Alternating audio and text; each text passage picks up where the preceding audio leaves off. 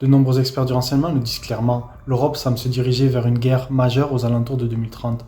Ce n'est pas une supposition alarmiste, ce sont des faits observés par les militaires et les analystes les plus sérieux.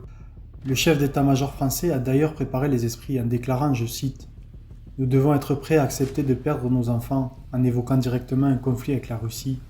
Dans cette vidéo, nous allons analyser plusieurs points essentiels. D'abord, nous verrons si la menace russe est réelle. Ensuite, nous examinerons l'état réel des armées européennes et leur réarmement. Enfin, nous parlerons des stratégies géopolitiques qui en découlent et des risques concrets pour l'Europe. On peut dire aujourd'hui que la Russie est en guerre contre l'Europe, mais ce n'est pas une guerre comme on l'imagine. Ce n'est pas une guerre à coups de canon ou de divisions blindées, c'est une guerre hybride où drones, cyberattaques, opérations clandestines et renseignements sont les armes principales. Depuis quelques années, on observe des drones survolant des dizaines de bases militaires européennes en violation de l'espace aérien de l'OTAN. Un exemple frappant est ce drone qui a violé l'espace aérien polonais. Il était équipé d'une puce SIM polonaise et de réservoirs de carburant pour être lancé et contrôlé à distance depuis le territoire russe. Mais pourquoi autant de préparation? Le but était clair. La Russie cherche à tester nos défenses aériennes et à collecter des informations précieuses pour des offensives à venir.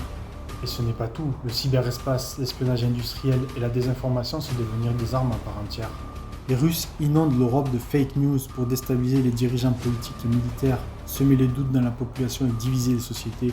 Comme dans une guerre classique, ils cherchent à influencer l'opinion publique et à affaiblir la cohésion nationale. Mais la vraie question reste, un conflit ouvert est-il envisageable? Pour l'instant, Poutine affirme ne pas vouloir attaquer l'Europe. Il n'y a aucun déploiement massif de troupes aux frontières de l'OTAN, aucune création de districts militaires. Même l'exercice Zapad 25 qui s'est déroulé en septembre 2025 s'est concentré sur le nucléaire tactique, montrant que Moscou préfère pour le moment une posture défensive, le nucléaire étant une arme de dernier recours. Mais la géographie inquiète, notamment au niveau des pays baltes. Les pays baltes ne sont reliés au reste de l'OTAN que par le fameux corridor de Suwalki, une bande de terre d'environ 5 km coincée entre Kaliningrad et la Biélorussie pro-russe. Si ce corridor est coupé, les pays baltes se retrouveraient isolés et vulnérables. Une telle situation serait un test direct de l'OTAN, déjà fragilisée par le désengagement américain et les déclarations passées de Trump. Si l'Alliance ne réagit pas immédiatement, elle pourrait littéralement s'effondrer et l'ordre géopolitique mondial serait bouleversé. C'est le vrai risque, que la Russie tente un test réel pour évaluer la capacité de réaction de l'OTAN et attaque les Pays-Bas. On comprend rapidement que la France n'est pas directement menacée. Il est peu probable que Moscou atteigne nos frontières, compte tenu de la puissance limitée de son armée. Il n'a été capable que de contrôler l'Est ukrainien en 4 ans. Mais la France s'engage fermement pour montrer que l'OTAN et l'Europe restent unies, dans ce que l'on pourrait qualifier d'armée européenne. La France pourrait donc être entraînée dans un conflit, non pas pour défendre son territoire, mais pour défendre le territoire européen dans les pays baltes. Entêtement ou solidarité réelle, la question reste ouverte. Mais ce qu'on peut dire, c'est que l'Ukraine est un véritable symbole de la solidarité européenne. En effet, l'Ukraine joue aujourd'hui un rôle central dans la sécurité européenne. Son territoire agit comme un tampon physique entre la Russie et l'Europe de l'Est. Si Kiev venait à céder, cela serait perçu par Moscou comme un signe de faiblesse et pourrait ouvrir la porte à une invasion des pays baltes, entraînant un conflit direct entre l'Europe et la Russie. Pour éviter cela, l'Europe soutient massivement l'Ukraine. La France finance l'achat de 100 Rafale. Les pays baltes consacrent une part énorme de leur PIB à l'aide militaire. Et certains États envisagent même d'envoyer des troupes pour sécuriser l'arrière du front et dissuader toute offensive russe. Mais cette stratégie soulève des questions cruciales. Si ces troupes sont attaquées, sommes-nous vraiment prêts à réagir? Et surtout, les pays européens ont-ils la capacité de répondre efficacement? Le conflit ukrainien a mis en lumière un retard conséquent dans tous les domaines de la guerre moderne, que ce soit pour les drones, la guerre électronique, le combat à micro-unités ou l'intelligence artificielle appliquée au champ de bataille, l'Europe est largement en retrait par rapport aux forces russes. À cela s'ajoutent des problèmes structurels, stock de munitions insuffisants, complexe militaro-industriel trop faible et dépendance à des matériels étrangers. La Pologne achète ses chars en Corée du Sud. La plupart des États européens dépendent d'armements américains contrôlables à distance, donnant ainsi à Washington un pouvoir considérable. Seule la France conserve une autonomie relative, mais sa production reste lente et inadaptée aux besoins réels d'un conflit majeur moderne. L'infrastructure européenne est également à la peine. Un rapport allemand secret de 1200 pages le constate. Selon le rapport, la quasi-totalité des routes, des ponts et tunnels en Allemagne ne peuvent plus supporter le passage d'un convoi militaire. L'Allemagne prévoit donc d'investir 166 milliards d'euros pour que toutes ces infrastructures soient praticables en cas de transfert rapide des troupes, ce qui sera le cas si la Russie envahit les pays baltes. Et le déficit d'expérience du combat est flagrant. Les armées européennes n'ont pas été confrontées à une guerre à haute intensité depuis plusieurs générations, contrairement aux forces russes, aguerries par plusieurs années de guerre en Ukraine. Pour corriger ces lacunes, l'Europe se réarme massivement et rapidement, et cela passe déjà par le personnel, avec par exemple le rétablissement du service militaire obligatoire dans les pays baltes et du service militaire volontaire en France. Tout cela vise à ancrer la jeunesse dans la défense nationale et à accroître les forces armées numériquement. Côté armement, les budgets explosent. En France, la loi de programmation militaire prévoit 413 milliards d'euros pour 2024-2030, soit une hausse de près de 40% par rapport à la période précédente.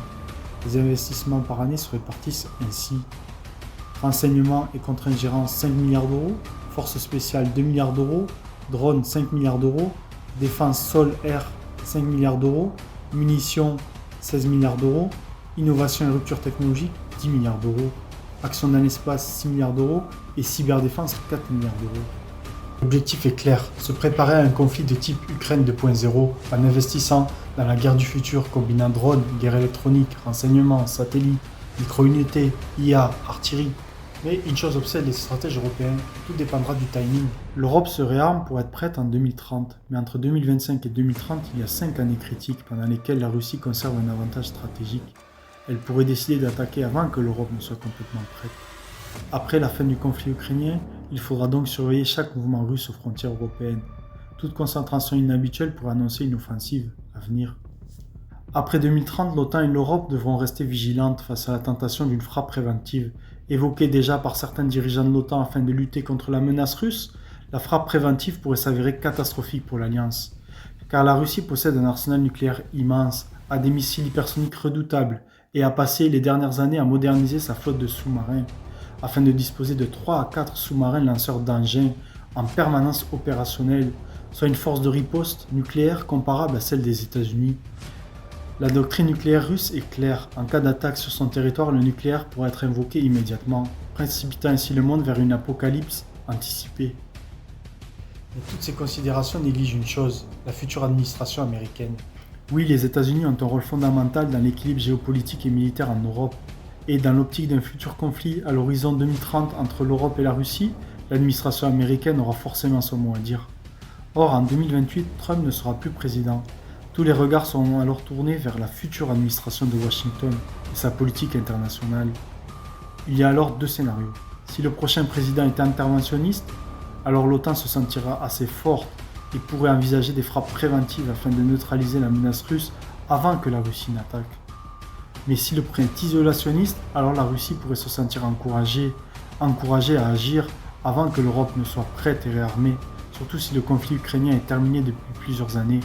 Dans tous les cas, la politique américaine restera un facteur clé pour l'équilibre des forces en Europe et la probabilité de guerre. Surtout, comme le dit l'adage, la préparation à la guerre mène à la guerre.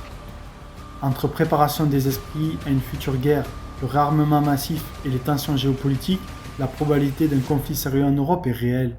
La seule chance d'éviter la catastrophe est la diplomatie.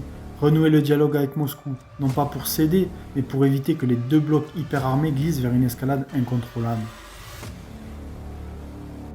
Sur le papier, la guerre peut sembler inévitable, mais elle ne l'est pas si on agit à temps. Si cette vidéo t'a plu, je t'invite à t'abonner pour retrouver d'autres analyses géopolitiques.